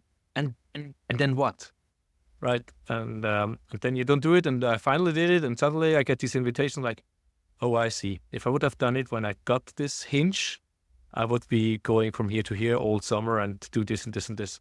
Now I blocked myself because I didn't listen to it. But it's this little voice which comes once, it's whispering. But I heard the more you listen to it, the stronger it gets, the more obvious it is. And then the ego and the self-projected and the mental projected, I have no idea. It just sounds very mental. It sounds very much from the head. Oh, well, funny enough, they're not really head. Even the mental one isn't necessarily head. It's not. The mind is never the authority in human design. That's something that's beautiful. The mind is the voice of the not self. It's a great tool for processing information, but it's not your authority. So that's really important to know. And just so you know, with this fleeing, because I was playing too, timing was everything. And the hint that you get, like selling your apartment, is never going to be rational. It doesn't make sense. Sometimes it literally leads you into a place of fear. And actually, someone told me yesterday, it was beautiful, a splenic projector. She had she's doing Tai Chi and learning Qigong. And she said that the spleen is related to fears, which is true. That's in the human design. The fears, the survival fears, are located in the splenic center. So, fear of death, fear of responsibility, fear of inadequacy, fear of the past, fear of the future, fear of failure. That when you are giving into fear, your spleen chi is low. Also, overthinking lowers spleen chi. Overthinking and fear. That's why you just gotta trust the instinct. And like this year is my test. I'm like, my partner asked me an open question. She goes, what would be the most life-giving thing to do right now if, money and time is not an issue? Going to Costa Rica. I got up and I booked a flight on the spot. I was like, I don't know why I'm going to Costa Rica. It's like, I don't know what's going to happen. And then as soon as I booked it, if someone is coming through that I wanted to see, there happened to be in Costa Rica. Perfect. Everything in Costa Rica was perfect. And then I was in Costa Rica. I was like, I'm going to stay here a couple of months until the retreat. And I was like, go to Houston. Go see your dad. I was like, all right. So I checked. Flights were perfect. I booked the flight. Boom, boom, boom. Now I'm here. Yeah, and that's why we had to postpone, right? Yes. I was just traveling at the time. Yeah. Go ahead. Yeah, I was also, when I listened to your episodes, I was like, this guy has so much kind of in common. I wanted to go 4 years ago to Costa Rica to help planting some trees because I was feeling so disconnected from everything. I just needed grounding, and my ex-wife didn't want that. He's like, what will I do with the kids? Right now I'm divorced and she has the kids. Like, okay, you could have managed. I already got preparation, and then Corona came, so I didn't fly. So if I would have done right away, I would have been flying just a week before the Corona. And some medium told me I should have met people in Costa Rica. It was 2020 April, somewhere in the forest. So I don't know if I would have met you there. And it's what you said. It's like, I guess we would have met in Costa Rica maybe, but now we're meeting now, but we were meant to interact. We were meant to have this interaction, and it's an invitation, man. Like, the only thing I can tell you as another study projector is just like, it comes once, like you said, it doesn't come again, and you just got to trust it, even when it just has, and especially when people ask you, why are you doing this? You say, I don't know, but it's what I got to do. And you know what? The right people, they're not going to question you too much. The people that don't see and recognize you, they're going to give you a harder time. Well, then they're not your people. Yeah, that's another test. That's beautiful. We have a lot of things here. So did we? What I already mentioned, your path from being a hobbyist human design reader, and apparently also Gene Keys. And Gene Keys is much newer because I've listened to several interviews with Richard Rudd and his awakening, and his not sleeping like you. Now you will also say 3 days of not sleeping. Richard talked that the guy which came up with the human design also had like 3 or 4 days with not sleeping and downloading all these things, and Richard was working together with the human design. Ra. Mm-hmm. And so how was this transition? What did you do to become a professional? Did you go to classes? What is the path? If someone says, okay, I have some ideas about human design and I want to be professional, I want to make money with it, or I want to help people more professionally. So what are these paths? That's a good question. So Raoul, who, as he calls himself, or Robert Krakauer, he's the one that receives the information through a voice that spoke to him for 8 days. A voice that just told him everything. Yeah, 8 days of, it was not a very fun experience for him, apparently. It was a very mechanical interaction. So he received the information, and that information and all the classes and all the recordings are housed by the Jovian Archive. That's the main organization that houses the intellectual property or the source material.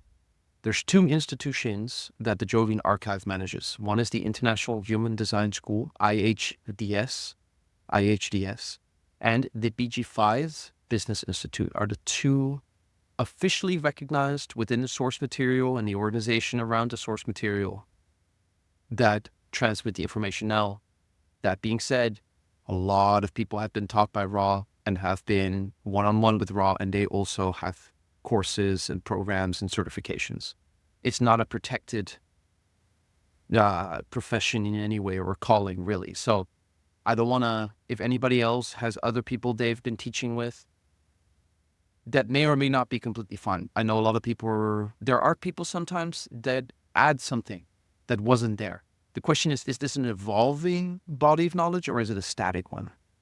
So there's a little bit of questions about that. However, if you just want to I want to hear from the source, IHDS, that's more for if you want to become a human design analyst and you're looking and helping people awaken. This is about understanding the conditioning that you have and deconditioning from that to return to your original template, who you're meant to be, your natural self. If you're going the International Human Design School route, the IHDS, it's more about awakening to the deconditioning or deconditioning and awakening to your purpose. It's about awakening. Ross says the BG5 is not about awakening. It's becoming aware of your conditioning and then using that as a way to make money. And by that, I mean, there's nothing wrong with making money. Money is not evil. And in fact, money is energy. So how do you receive energy for sharing your gifts with the world? How do you do that in a way that is aligned, that makes sense, that is going to be life-giving instead of life-taking? energy giving instead of energy taking. Because man, especially as a projector, when you do what you love and love what you do, or really when you are sharing your wisdom and being invited in the right places, it's life changing. And so what the BG5 does, you're being trained to work with, for example, one-on-one with business partners. It can be couples as well, small groups. So small group engineering, which is what I do now. So engineering the best teams, a highly effective team, and then even how large organizations come together. The IHDS also looked at those things, but they look more like romantic partnership, and they look at family setups versus small business setups. It's the same mechanics, but you're focusing on different aspects of it. It's also a different language. BG5 uses a different language. Again, projector, advisor, generator, builder, okay, manifestor, initiator. See? Yeah. There comes this what you shared before, which I wasn't really understanding. If it's because of the education you have there. Yeah. But it's very much human design. We're just focused on business and career, and we're focused on like how are you in your genre choose? How can you be my client said the other day, he's like, I want to be paid for what I'm good at. Yeah. It's just simple. So that to me is BG5. Okay. BG. Like BG base group 5. Group 5. Yeah. Yeah, because I had BT, I had a T instead of yeah. You don't sound like a Dutch, but you grew up mostly international. Yes. That's the downside. I guess, how many languages do you speak, by the way, when you have been traveling around like you did? My dad worked for a French oil company, Total, so I did 7 years of French school. So Dutch, English, and French fluently. Spanish is pretty decent, and a little bit of Catalan, because I spent some time up in mountains north of Barcelona in Catalan country. Catalonia. Hablamos español. Okay. Yeah, it's because I speak also 7 languages too. I'm Swiss. That comes with being Swiss, right? Obviously. Sure. Right. That's what everyone thinks. Like, you're Swiss, you speak 4 languages, so you're born with that. Nope. But not school-wise. I'm not really good school-wise. My French is a bit stuck because I live in Denmark, right? So I didn't really use it. But I just had to ask. That was another question in my head. It has nothing to do with human design, or is that something with projector? Is that typical for projectors to be multilingual and curious, and like, we have a lot of skills because we try out a lot of things. We have a little bit of business, we have a little bit of creativity, we have a little bit of this, we have a little bit of understanding of physical, mental, whatever. Is that normal, or is that just my case? Well, they say projectors, we excel at systems. We like mastering systems, even whether you are line 1 or not, that we like systems, and languages are systems, right? So leading and guiding the process. But I would say there are some things like having an open throat center sometimes can be better for learning other languages, but I wouldn't put my money on that. Like, I feel like there's other nuances that I'm curious to know more about, but I wouldn't be secure in saying that that's what it is. Okay. No, it's just like, yeah. I thought, like, because you shared also, like, going through the bachelor and then master and business, and you were not supply chain, I think I've heard, and then you stopped, and now you want to help people, or you do help people with the human design. And I'm like, I cannot stop helping people. And when people come, I just want to show them the bullshitting they do and where they can improve. And I also have a mechanical engineering background. I wanted to be an architect. I wanted to be a graphic designer. I play a bit piano, a little bit of drum, a little bit of guitar. I do podcasting. There's some paintings I did. I was a photographer. Now you're laughing like hell. I'm at the carpentry school, joinery school, like doing furniture. But I was in the production, like IKEA, right, with the CNC machines. And I only accepted that because of mechanical engineering and programming. But I rather would like to work with the hands. And I stop it now in December, halfway through, because I'm like, I'm not going to do that. And I'm at the point like, what am I supposed to do?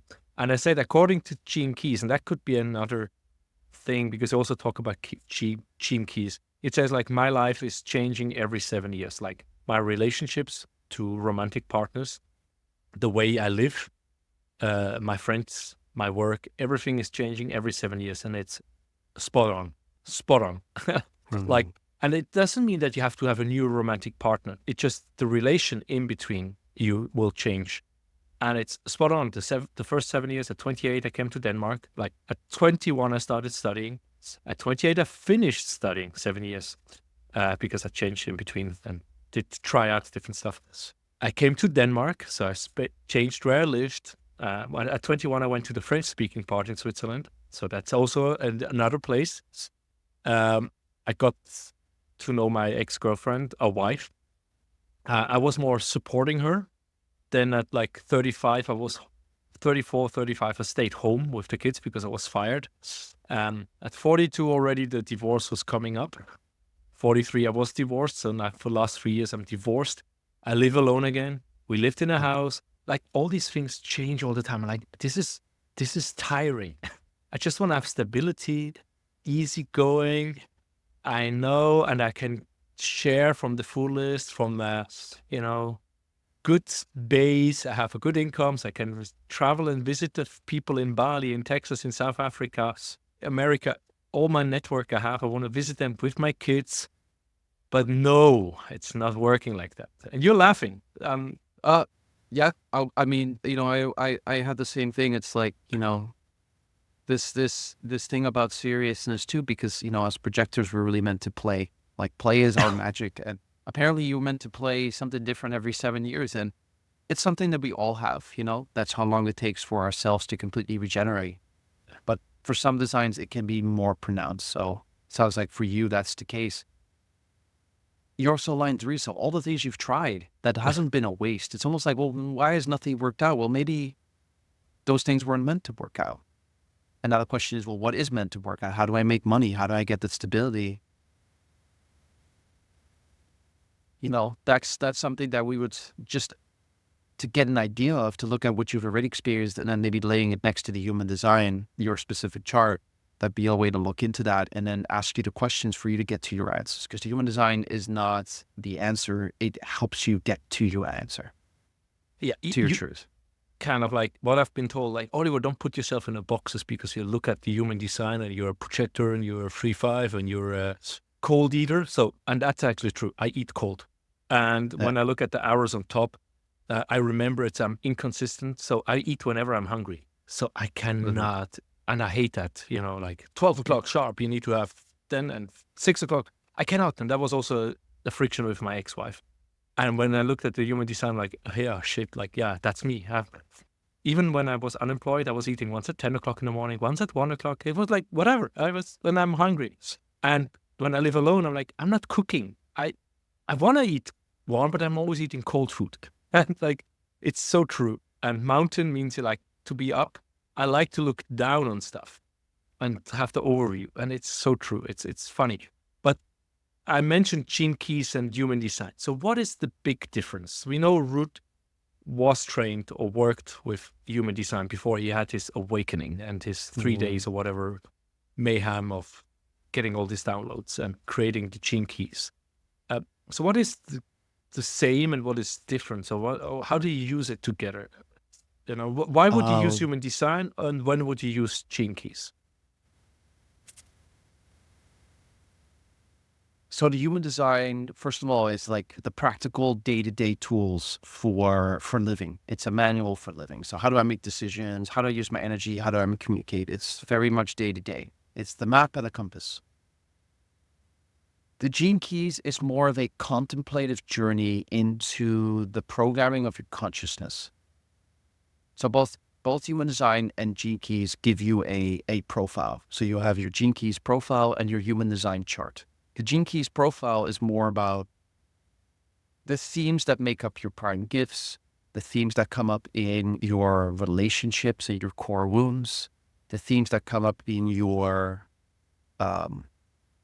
work. So the I Ching is very much linked. So for example, you have as your main themes the 42, 32, 62, 61. Those will be in your gene keys as well. And you'll go deeply into that and you'll look what human design does is looks at a theme, particularly when you look at a line and it has a higher expression and a lower expression. See this program. Rijkens takes that further and sees that same theme as having three frequency bands, is what they call it. You have the shadow frequency, which is a fear-based, kind of constrictive way of thinking and being. It's the idea that the mind is attached to the emotional body, right? The mental body, emotional body. And it's like, it's your energy stuck. It's the life force stuck. So he calls that the shadow. This is the shadow in the collective for this theme. And this is how the theme shows up in your individual life, either as in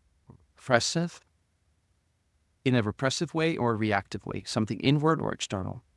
And the idea is to take that programming and that shadow and unlock the gift within, the light within that darkness, and that's the gift frequency. That's the heart light genius that you're here to really embody.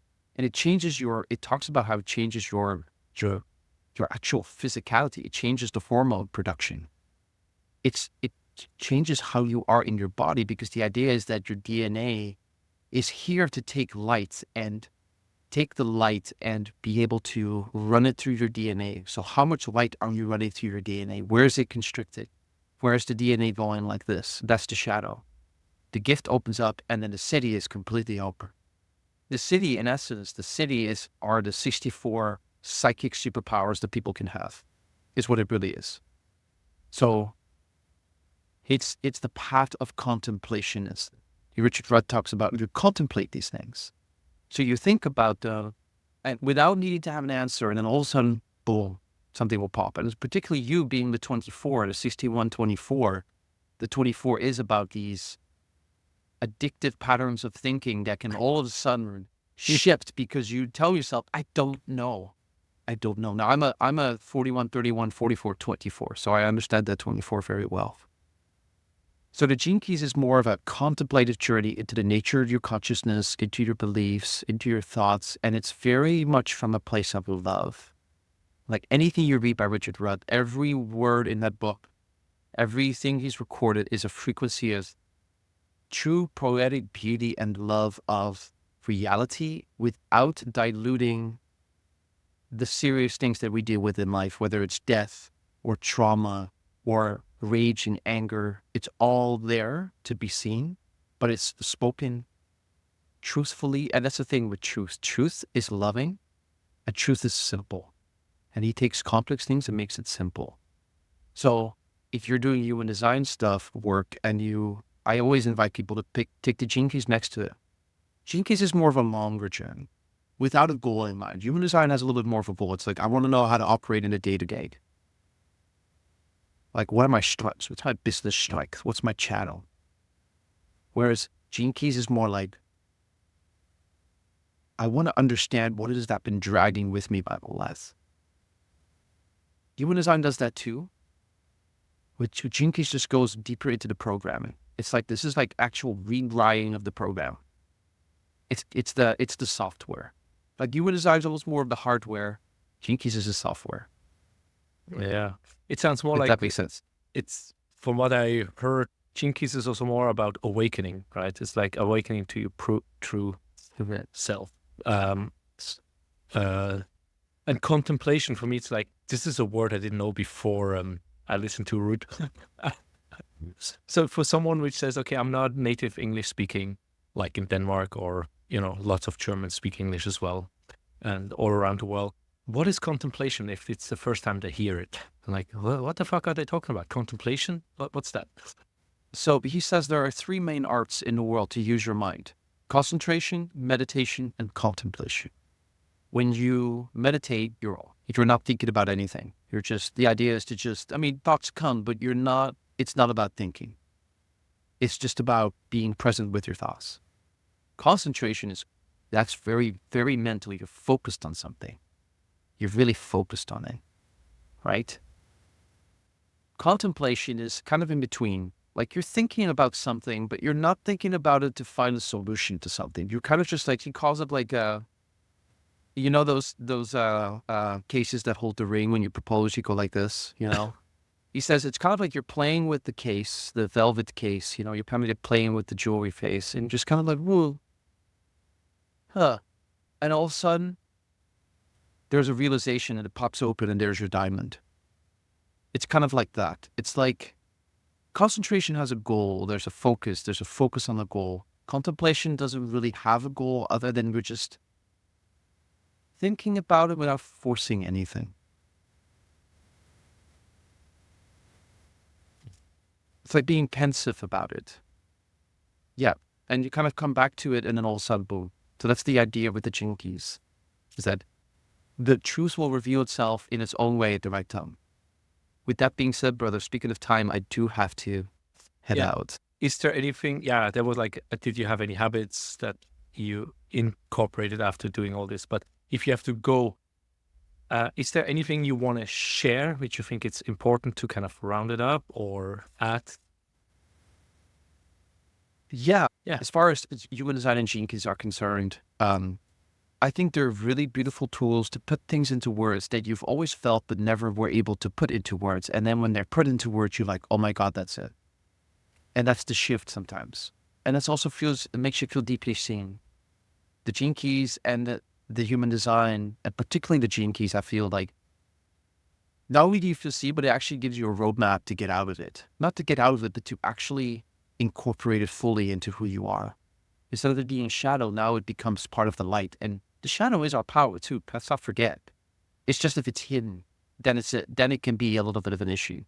But once you bring it to the light, it's like, oh wow, okay, there's my power. There's my love for myself and others. Yeah. Human design does that too. It's just very practical. It's a great compass of how you make decisions in your day-to-day. So I say for the practical day-to-day things, like I said, it's just see if it resonates with you and take what's true and leave the rest. Take what's true for you and leave the rest. And sometimes what's true to you now, 3 years from now, you might reach something and now your truth has shifted. And that's the thing, truth shifts. Yeah. So like just be open to that shit then. Like for me, when I looked at it, there was one thing and then suddenly 3 years later, I went deeper. Is there any books, any YouTube, any documentaries you could recommend people which say, okay, this is the first time, it sounds interesting, I'm stuck in life and I really want to learn more about myself, to read, to watch, to do? Just in general, or do you mean with the human design? Yeah, like if you have, now we talked a lot about human design and Gene Keys. Right. I mean, once the books, but anything you would recommend, like a book, a podcast? Your podcast, of course, that's another thing. Where to find you. Right. You know, what's actually coming to me is like, there's a lot of books. I love Man's Search for Meaning. I think that's a great book. It's a different school of psychology.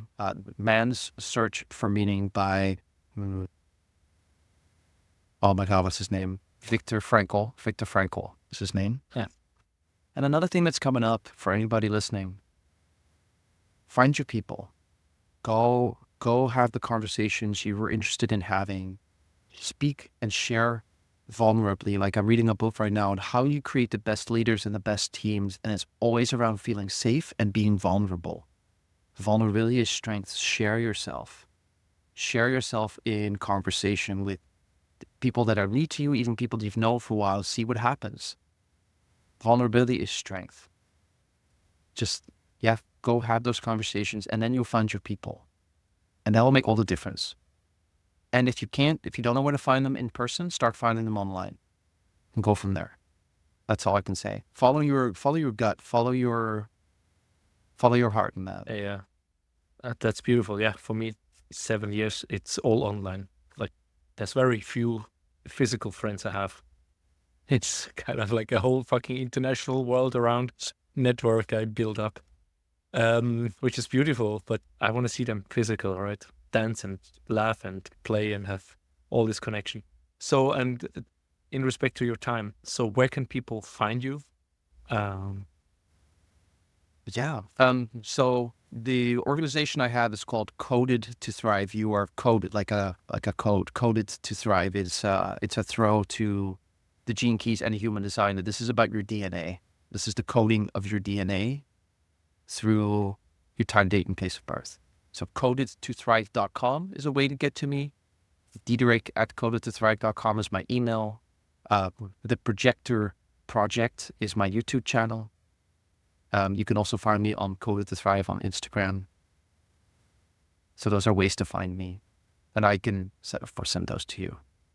Yeah, and we add them, of course. And I thought you're also on Spotify with Projector Project, right?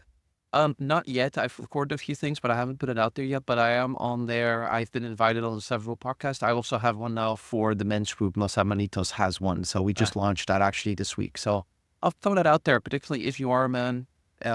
That's where connection starts. These intimate conversations, they start online, but they can easily be translated to having those in person. So I'll share that as well. Yeah. And one thing, just when you said man, is there a difference between being a projector as a woman or a man? I would say yes, not necessarily other than just man and woman, but projector is more of a feminine archetype. Like as a man, I'm doing everything. I'm building. I'm doing this.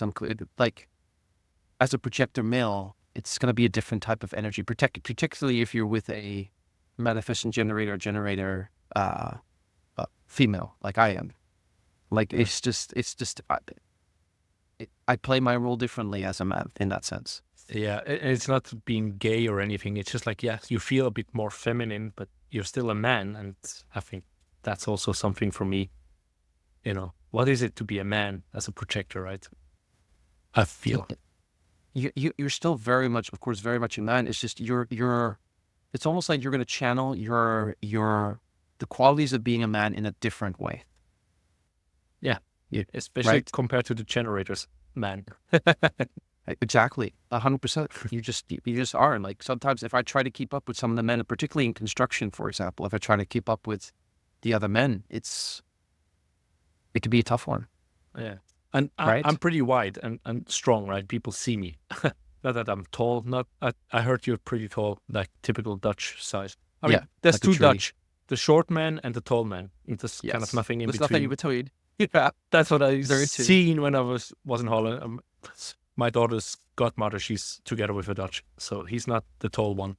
But it's kind of like when you're there, it's like they're like 1.76 to 180, and then above 190 or something like that. So I'm not super tall. I'm in average, but I'm wide-shouldered and I'm very kappa. I'm tridoshik if you look at it from Ayurveda. So, but I'm not like this. Doing man. I've always had a hard time with this like masculinity, but still when you look at me, you see a man. Yeah, absolutely. And I'm not gay, or I don't discriminate. I have gay friends, which are still my friends, right? It doesn't matter. But this is like the energy, and I think it helped me a lot with this projector. So, but anyway, I could talk for hours as we projector can. Yes. My daughter wants me to put another pizza in the oven. Yes. You have to go on. And I loved it. And we keep in touch to have all these links and connections and books we talked about and classes. So people just have it in the show notes. Click, click, click. And thank you so much. And I look for more talks. There's nothing coming out right now, but I'm sure there are more questions because this is a big topic. Absolutely. I appreciate the time, your energy, and the platform, and for inviting me on. And this was a pleasure, man. Thank you. Yeah, thanks a lot. Namaste. Namaste, brother. Enjoy the pizza. Ciao. Ciao.